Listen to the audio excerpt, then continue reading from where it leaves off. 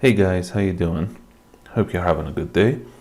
In this lesson, I'm going to teach you how to use the rulers and how to activate them, and what is their importance in Adobe Illustrators or any other software, and how can you use it and take advantage of it when you're working on a project.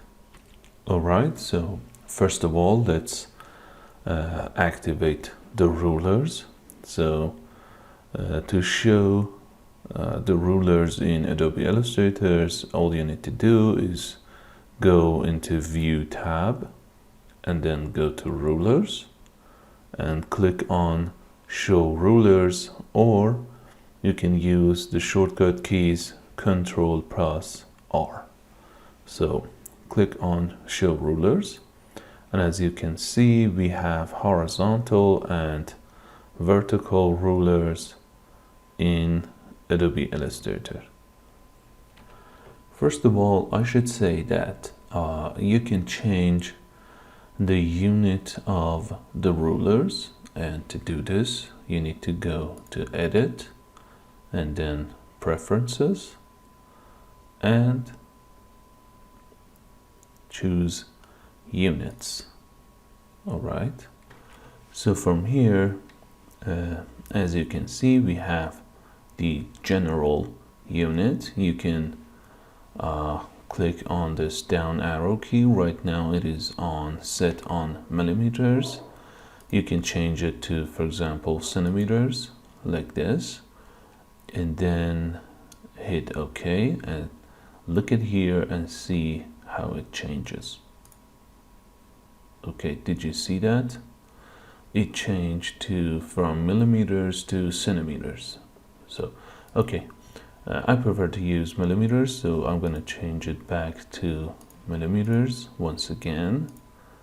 Okay, so that's it.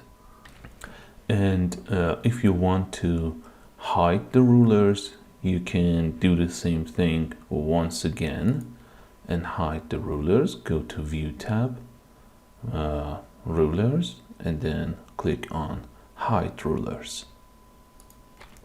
So there is another way to, instead of going to Edit and Preferences and then going to Units, there's another way to change the measurements of the rulers. You can just simply go over the rulers and right click and change it to whatever you like.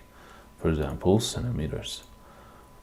Okay, so this is another way that you can do this.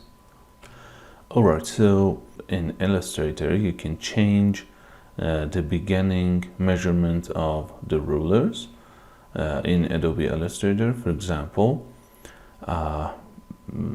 So let me show you how it is, and then I will show you how it works. So to do this, you need to click on this intersection area between the horizontal and vertical ruler over here. Just click and drag, and as you can see, these dotted lines, they are you can use this to specify the beginning of measurements for rulers. For example, I can put it right here in this part of my artboard. So I'm gonna do this, or let's say I'm gonna put it, for example, right above here and here. So when I'm releasing the left mouse button, you can see the numbers of rulers vertically and horizontally changes. So let's see what happens. All right, so it changed to the beginning of the measuring from here to somewhere around here. And you can undo this simply by double clicking on this intersection area once again. So let's double click here and see you can see the numbers on the rulers changes when I double click over here. Okay, so that is it. You can extract guidelines from rulers to measure something very accurately. If you can simply click and drag a line from rulers to do whatever you want. For example, let's say, okay, this is the guidelines. You can get them from the horizontal and vertical rulers, for example, like this. So these are the guidelines. Okay, you can delete them by simply clicking on them and hitting the delete button like this. So let's say that I want to know if this circle is really a circle or not. So let's see if it is. So I'm gonna, let's reset the measurement to start of your artboard right now.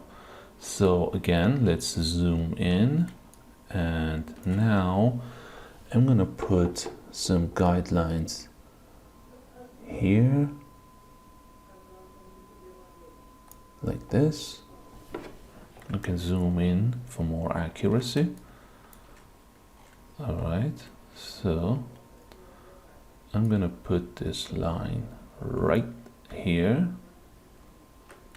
and do this again with this part like this, and then I'm gonna go up and do this again from above and down here. Let's zoom in. Okay, I'm gonna put it right here, a little bit more. All right, so as you can see right now, I'm using the measurement units of millimeters over here. As you can see, you can't really say how long it is. It's around something like between 57 and 72. It's somewhat confusing maybe. So the thing you can do is to change the beginning of measurement from here to here. So what I'm gonna do, so what I'm gonna do is I'm gonna drag this here and put it right in the guidelines that I've put. Okay, let's zoom in a little bit more. Okay, so I'm gonna put the beginning of measurement in this intersection. So right now I can easily say that it is from 0, as you can see, to almost 15.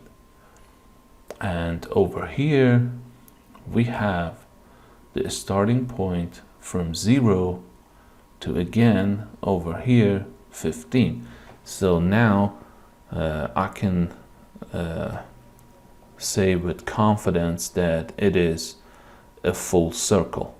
So this is the simplest way that I can tell you how to use the guidelines and the beginning of the intersection and the beginning of the measurement. So let's again double click on the intersection area and to change it. So we're done with this lesson. Hope you enjoyed this lesson, and see you in the next one. Have fun.